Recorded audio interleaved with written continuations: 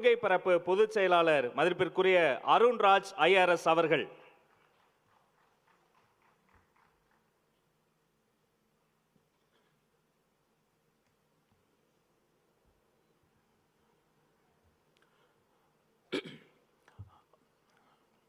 அனைவருக்கும் வணக்கம்.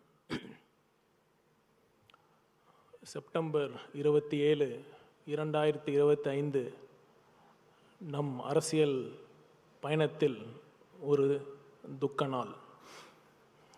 41 உயிர்களை, நம் சொந்தங்களை, நம் உறவுகளை நாம் இழந்திருக்கிறோம். எவ்வளவு தேற்றினாலும், எவ்வளவுதான் நிவாரணம் வழங்கினாலும் அந்த இழப்பை நாம் ஈடு செய்ய முடியாது. இருப்பினும் உங்கள் குடும்பத்தில் ஒருவனாக இருந்து உங்கள் தேவைகளை அனைத்தும் நான் பூர்த்தி செய்வேன் என்று தலைவர் அவர்கள் சொன்ன அந்த வார்த்தைகள் அந்த குடும்பங்களுக்கு பெரும் ஆறுதலாகவும் பெரும் நம்பிக்கை தருவதாகவும் இருந்தது என்று சொன்னால் அது மிகையாகாது. ஏனென்றால் மக்களை உண்மையாக நேசிக்கும் ஒரே தலைவர் நம் வெற்றி தலைவர் அவர்கள். கரூர் நிகழ்வுக்கு பிறகு எவ்வளவோ சவால்கள், எவ்வளவோ தடைகள், பொய் பிரச்சாரம் பேசி அவதூறு பரப்பி அடக்குமுறையை கட்டவிழ்த்து விட்டால் தமிழக வெற்றி கழகத்தை முடக்கிவிடலான்னு சில பேர் பகல் கனவு கண்டாங்க. முடக்கிறதுக்கு இது ஒன்றும் காசுக்காக ஆரம்பித்த கட்சி இல்லை.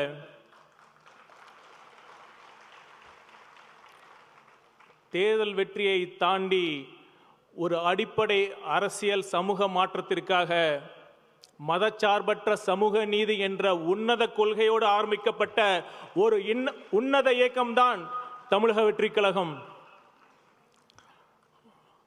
ஒரு புறம் சிபிஐ விசாரித்துக் கொண்டிருக்கிறது. நிச்சயம் உண்மை வெளியே வரும்.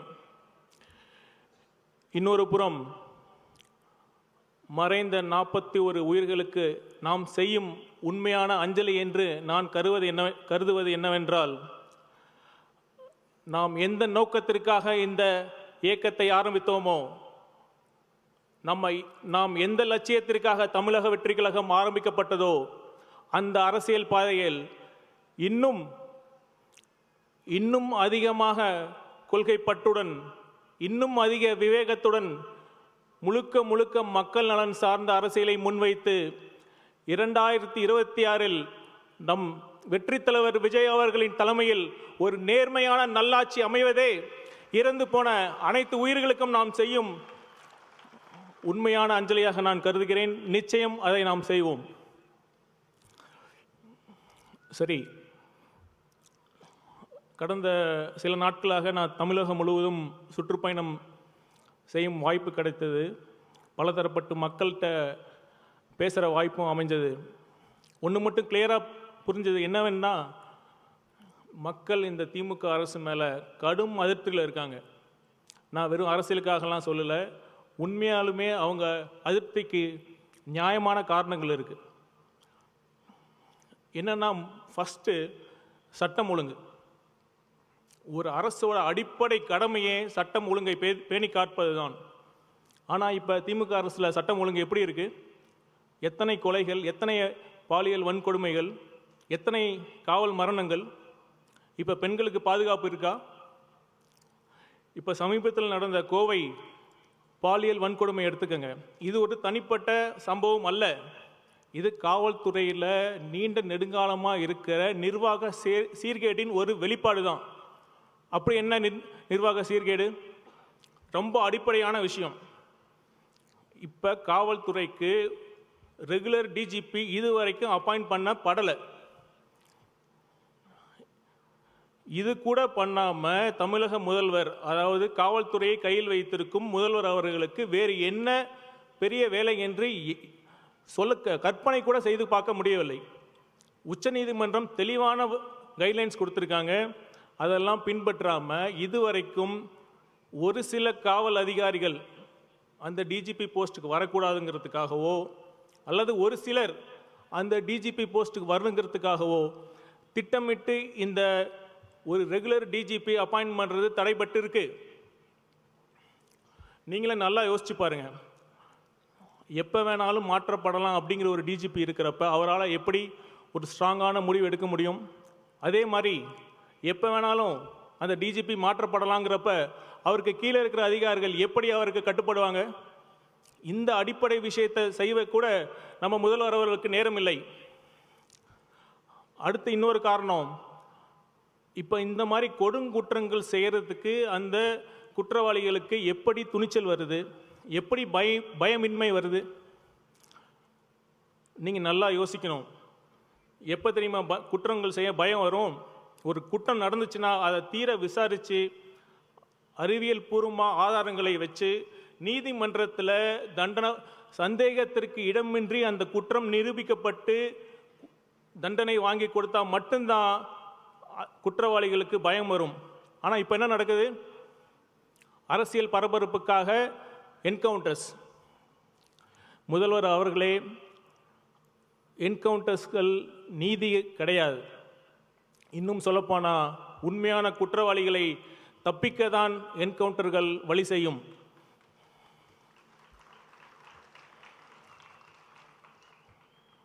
அடுத்து காவல்துறையில் இருக்கிற இன்னொரு முக்கிய சீர்கேடு பார்த்தீங்கன்னா, காவல்துறையில் இருக்கிற பணிச்சுமை. காவல்துறையில் எனக்கு தெரிந்து அரசு துறையில் காவலர்கள் மாதிரி அதிக பணிச்சுவை, அதிக புவர் சர்வீஸ் கண்டிஷன்ஸ் இருக்கிற வேறு எந்த துறையும் கிடையாது. காவல்துறையில் காலி பணியிடங்கள் மிக மிக அதிகம். அதனால் அவங்களுக்கு லீவும் கிடைக்கிறது இல்லை. இப்போ நைட்டு ரோந்து போங்கன்னு சொல்கிறீங்க. போதிய காவலர்கள் இருக்காங்களா? இப்போ children crime against women and children CWCன்னு ஒரு தனி பிரிவு இருக்குது. அதுக்கு போதிய காவலர்கள் போட்டிருக்காங்களா? இந்த மாதிரி எல்லா தனி பிரிவுக்கும் டைவர்ஷன் தான். மற்ற மாவட்டத்திலிருந்து இங்கே காவலர்களை பணியில் மாற்றுறாங்க. இதுதான் ஒட்டுமொத்த இந்த நிர்வாக சீர்கேட்டுக்கு ஒரே குற்றங்கள் நடக்கிறதுக்கான காரணமாக இருக்குது. முதல்வர் அவர்கள் இதெல்லாம் பண்ண நேரம் இல்லாமல் அவருக்கு எதுக்கு தெரியுமா நேரம் இருக்குது? சினிமா பார்த்துட்டு விமர்சனம் சொல்கிறதுக்கு தான் நேரம் இருக்குது. கவலைப்படாதீங்க, 2026 நீங்கள் வீட்டில் உட்காந்து எவ்வளோ படம் வேணாலும் நீங்கள் பார்க்கலாம்.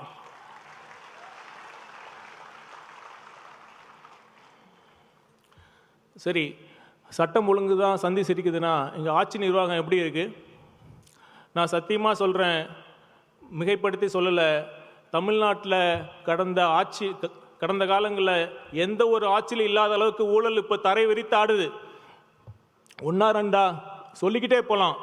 இப்போ அதோட லேட்டஸ்ட் எக்ஸாம்பிள் தான் நம்ம அண்ணன் கே நேரு அவர்கள் துறையில் நடந்த தேர்வு முறைகேடு. ஐயா, பொறுக்க முடியல. ஊழல் பண்ணுறதுக்கு தான் எவ்வளோ வழிகள் இருக்குது. கான்ட்ராக்டில் அடிக்கிற கோடி அடிக்கிற கமிஷன் உங்களுக்கு பத்தலையா? கஷ்டப்பட்டு படித்த மாணவர்கள் தேர்வு எழுதி வேலைக்காக காத்துட்டு இருக்கிறப்ப அதில் கூடவா ஊழல் செய்யணும்? இப்போ சமீபத்தில் நம்ம சகோதரர் அன்பில் மகேஷ் அவர்கள் ஒரு பெர்ஃபார்மன்ஸ் பண்ணார். படித்து சொன்னடா கண்டிஷன்ஸை ஃபாலோ பண்ணீங்களான்னு. அது மாதிரி இப்போ நம்ம நேரு அண்ணன்ட்ட சொல்லலாம், அண்ணே படித்து சொன்னோமே ரூல்ஸை ஃபாலோ பண்ணுங்கன்னு. இப்போ பாருங்கள், தேவையில்லாமல் இடி உள்ளே வந்துருச்சு. ஊழல் பண்ணுறதுக்கு உங்களுக்கு இந்த கான்ட்ராக்ட் கமிஷன்லாம் இருக்கிறப்ப எதுக்கு தேவையில்லாமல் படித்த இளைஞர்கள் வாழ்க்கையில் இப்படி விளாட்றீங்க? கஷ்டப்பட்டு படித்து தோல்வி அடைகிறப்ப இருக்கிற வலியும் வேதனை எனக்கு தெரியும். ஏன்னா நான் ஃபஸ்ட்டு 3 அட்டம்ப்டில் நான் தோல்வி அடைஞ்சிருக்கேன். அதனால் தயவு செய்து இந்த மாதிரி இளைஞரோட வாழ்க்கையை விளையாடாதீங்க. இன்னொரு சின்ன எக்ஸாம்பிள் சொல்கிறேன். இப்போ நெடுஞ்சாலைத்துறை, நீர்வளத்துறையில் இப்போ ஒரு புது சிஸ்டமை கண்டுபிடிச்சிருக்காங்க. நாம் இப்போ பார்த்திங்கன்னா எல்லா டெண்டர்லேயும் யார் வேணாலும் பங்கெடுக்க முடியாது. அதுக்கு சைட் இன்ஸ்பெக்ஷன் சர்டிஃபிகேட், அதாவது எந்த இடத்துல வேலை நடக்குதோ அந்த இடத்துக்கு போய் ஆய்வு பண்ணிட்டாங்க, அந்த ஒப்பந்ததாரர் ஆய்வு பண்ணிட்டாங்கன்னு சம்பந்தப்பட்ட டிஇ இல்லைனா சிஇ சர்டிஃபிகேட் கொடுக்கணும். நான் கேட்குறேன், எந்த மாநிலத்தில், வேறு எந்த மாநிலத்தில் இந்த மாதிரி ஒரு சிஸ்டம் இருக்குது? இல்லை நேஷ்னல் ஹைவே அத்தாரிட்டி ஆஃப் இந்தியாவில் அங்கே இந்த மாதிரி சிஸ்டம் இருக்கா? எதுக்காக இந்த சிஸ்டம்? யாருக்கு டெண்டர் கொடுக்கணும்னு ஃபஸ்ட்டே முடிவு பண்ணிவிட்டு அவங்களுக்கு மட்டும்தான் இந்த சைட் இன்ஸ்பெக்ஷன் சர்டிஃபிகேட் கொடுக்குறீங்க. திமுக காரங்களை பற்றி சொல்லுவாங்கல்ல, திமுக காரனா சும்மா இல்லடா அப்படின்னு சொல்லுவாங்கல்ல, உண்மைதான். திமுக காரங்க விஞ்ஞானபூர்வமாக ஊழல் செய்கிறவங்க. நம்ம சயின்டிஸ்ட் ஏவா வேலு அண்ணனும் அவங்க டீம் தான் இந்த சிஸ்டமை கண்டுபிடிச்சி இப்போ பண்ணிக்கிட்டு இருக்காங்க.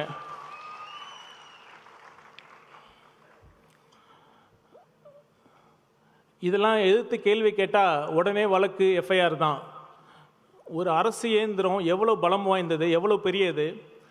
சின்ன சின்ன பசங்க சாதாரண ட்வீட் போட்டால் உடனே வழக்கு பதிவு செய்கிறீங்க, அரெஸ்ட் பண்ணுறேன்னு மிரட்டுறீங்க.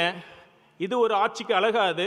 இப்போ சமீபத்தில் திருநெல்வேலியில் சட்டவிரோத கல்குவாரிக்கு எதிராக அறப்போர் இயக்கம் சார்பில் நடந்த கூட்டத்தில் வந்து பியூசிஎல் வழக்கறிஞர் அவர்கள் மேலே குண்டர்கள் தாக்குதல் நடத்தியிருக்காங்க. அதுவும் காவலர்கள் இருக்கிறப்பே அந்த தாக்குதல் நடந்திருக்கு. இது ஜனநாயகமா? இதை பற்றி எந்த ஊடகமாவது கேள்வி கேட்குதா? போன அதிமுக ஆட்சியில் புதிய தலைமுறைங்கிற தொலைக்காட்சி வந்து 120 சம்திங் இருந்த அந்த அரசு கேபிளில் வந்து 400 சம்திங்கில் இருக்கிற பொசிஷனுக்கு மாத்திரப்ப சேவ் டிஎன் மீடியா அப்படின்னு குரல் கொடுத்தீங்களே, இப்போ ஏன் புதிய தலைமுறை சேனலை நீங்கள் பிளாக் பண்ணீங்க?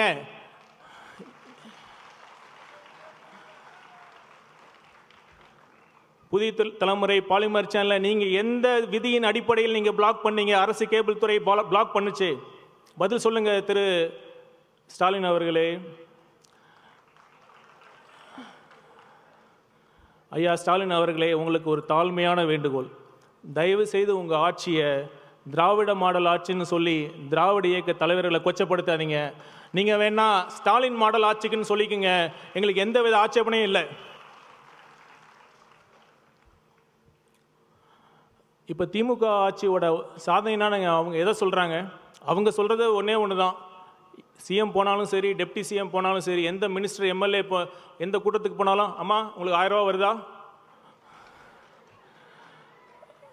அம்மா உங்களுக்கு கிடைக்குதா, வரலன்னா சூப்பர், இதுதான் திராவிட மாடல் ஆட்சிம்பாங்க. வரலையா பேர் கொடுங்கம்மா, சரி பண்ணிடுறோன்னு. இலவச பஸ், பெண்களுக்கு 1000 ரூபா, பள்ளி மாணவிகளுக்கு மாதம் 1000 ரூபாய். இந்த இலவசங்களை தவிர அவங்க உருப்படியாக ஏதாவது திட்டம் பண்ணியிருக்காங்களா? இது ஏதோ திமுக அவங்க கட்சி சார்பாக அவங்க நிதியிலிருந்து அவங்க திமுக கோடி கோடியாக வச்சிருக்காங்களா, அவங்க அறக்கட்டளையில் அந்த பணத்திலேருந்து கொடுத்தா நீங்கள் போய் அது பெருமையாக நீங்கள் சொல்லிக்கலாம். அரசு வரி பணத்தில் நீங்கள் கொடுத்துட்டு கொஞ்சம் கூட வெக்கமே இல்லாமல் நீங்கள் கொடுத்துட்டோம் இலவசங்களை கொடுத்துட்டோன்னு சொல்லி பெருமைப்பட்டுக்கிறீங்களே, இது கொஞ்சமாக உங்களுக்கே அழகா இருக்காது? ஒரு கட்சி பெண்களுக்கு மாதம் 1000 ரூபா தரேன்னு சொல்கிறாங்க, இன்னொரு கட்சி மாதம் 2000 ரூபான்னு சொல்கிறாங்க. இதுக்கு எங்கே முடிவு?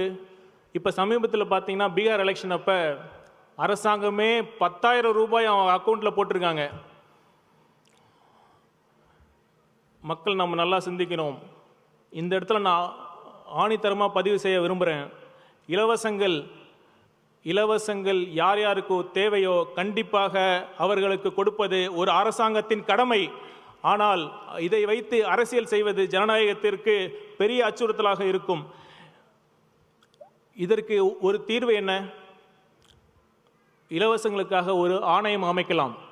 அந்த ஆணையத்தில் முதலமைச்சரும் இருக்கலாம், எதிர்க்கட்சி தலைவரும் இருக்கலாம். அவர்கள் இருவரும் சேர்ந்து யார் யாருக்கு எவ்வளவு தேவையோ அதை கருத்தில் கொண்டு, அதே சமயம் மாநிலத்தின் நிதி வலிமையும் கருத்தில் கொண்டு அவர்களுக்கு போதிய நிதி உதவியை அளிக்கலாம். இதை வைத்து தயவு செய்து அரசியல் படுத்தி உதவி பெறும் மக்களை கொச்சைப்படுத்தாதீர்கள்.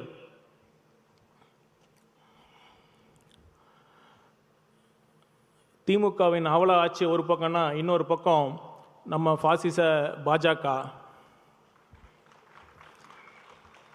ஏன் ஃபாசிசம்னு சொல்கிறேன்னா, தேர்தலில் ஜெயிக்கிறது மட்டுமே ஜனநாயகம் இல்லை. ஜனநாயகம் எப்போ முழுமை பெறும்னா, ஜனநாயக அமைப்புகள், அதாவது டெமோக்ராட்டிக் இன்ஸ்டிடியூஷன் சொல்லப்படுற தேர்தல் ஆணையம், நீதித்துறை, ஊடகம், சிபிஐ போன்ற அமைப்புகள் தன்னாட்சியுடன் செயல்பட வேண்டும். ஆனால் அந்த சூழல் இப்பொழுது இருக்கிறதா? இப்போ தேர்தல் ஆணையம் சார் அப்படிங்கிற தீவிர வாக்காளர் சீர்திருத்தம் அப்படிங்கிற முறையை கொண்டு வந்திருக்காங்க. இது எப்படி இருக்குன்னா, ஒரு கேம் ஒரு மேட்ச் விளாட்றப்ப அந்த ரெஃபரி நடுநிலையாளராக இருந்தால் மட்டும்தான் நம்மளும் ஆடி நம்மளும் ஜெயிக்க முடியுங்கிற நம்பிக்கை வரும். ஆனால் இப்போ தேர்தல் ஆணையத்தில் இருக்கிற தேர்தல் ஆணையர்கள் ஒன்றியத்தில் ஆளும் ஆட்சியாளர்கள் மட்டுமே நியமிக்கக்கூடிய ஒரு சூழ்நிலை இருக்குது. இப்போ எப்படி அவங்க எடுக்கும் முயற்சிகளின் மீது நமக்கு நம்பிக்கை வரும்? கண்டிப்பாக அந்த நம்பிக்கை இல்லை என்பதுதான், தேர்தல் ஆணையம் நம்பிக்கை இழந்துவிட்டது என்பதுதான் நிதர்சனமான உண்மை. இப்போ பீகாரில் 65 லட்சத்திற்கு மேலான வாக்காளர்கள் நீக்கப்பட்டுள்ளார்கள். அதில் ஒரு குறிப்பிடும்படி ஒரு significant numbers of Bihar people தமிழ்நாட்டில் இருக்காங்க. இப்போ அவங்களுக்கு தமிழ்நாட்டில் குடியுரிமை வழங்கப்படுமா? இது மாதிரி ஏகப்பட்ட கேள்விகளுக்கு இதுவரை தேர்தல் ஆணையம் உரிய பதில் அளிக்கவே இல்லை. இதெல்லாம் அளிக்காமல் தமிழ்நாட்டில் தேர்தலுக்கு சில மாதங்களுக்கு முன்னாடி இந்த மாதிரி தீவிர வாக்காளர் திருத்தம் கொண்டு வருது முற்றிலும் ஏற்கத்தக்கது அல்ல. இப்போ இதை பார்த்தீங்கன்னா, இது பிஜேபி ஆர்எஸ்எஸோட ஒரு பெரிய பேட்டர்ன். இப்போ 2014 பிஜேபி அரசு வந்தவுடன் பார்த்தீங்கன்னா என்னென்ன திட்டங்கள் கொண்டு வந்தாங்கன்னா, demonetization, uniform civil code, CAA, ஹிஜாப், ஒன் நேஷன் ஒன் எலெக்ஷன், அப்புறம் இப்போ இந்த சார், இந்த மாதிரி மக்களை கொதி நிலையிலேயே வச்சிருக்கிறதுலாம் பாஜக ஆர்எஸ்எஸோட அவங்களோட செயல் திட்டம். மக்களை சிந்திக்க விடாமல் எப்போவுமே ஒரு எமோஷ்னலான சார்ஜ் ஸ்டேட்லேயே வச்சுருக்காங்க. இதனால தான் நாம் சிந்திக்கிறதுக்கு வாய்ப்பு இல்லாமல் மீண்டும் நம்ம தவறான வேட்பாளர் நாம் தேர்ந்தெடுத்து நமக்கே நாம் இந்த மாதிரி மோசமான ஆட்சியாளர்களிடம் நாம் சிக்கிக்கொள்கிறோம். இதற்கெல்லாம் என்ன தீர்வு? தீர்வு நம்மக்கிட்ட தான் இருக்குது. தமிழக மக்கள்கிட்ட ஒன்று சொல்கிறேன். நம்ம பக்கத்து ஸ்டேட், பக்கத்து மாநிலம் கேரளாவில் அரசு மதுபான கடைகளில் பாட்டிலுக்கு 10 ரூபா வாங்குறதில்ல, தெரியுமா? கம்ப்யூட்டர் பில் கொடுப்பாங்க, மீதி சேஞ்சை கொடுத்துருவாங்க. அதோட ஒன்று முக்கியமான விஷயம், கேரளாவில் ஓட்டுக்கு பணம் கொடுக்கறதில்ல. தமிழக மக்கள் சிந்தித்து பார்க்கணும்.